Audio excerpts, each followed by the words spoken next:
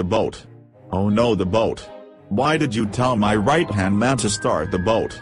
It's your fault that we're stuck on this island. Ugh. Shut up. I told him because I wanted you to get stuck on this island, then right after I told him, my foot got stuck in a pothole. No. I will not shut up until I get back on that boat. And I'm glad your foot got stuck in a pothole. I might as well just stay on this island to get away from you people.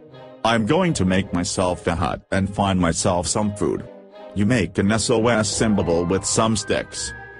Good, I'm glad you're staying on this island so you don't cause any more trouble. Fine. I'll go make it. Just stay out of my life and nothing will happen to you. But you're my son. I want things to be okay with us, but you're always mad at me.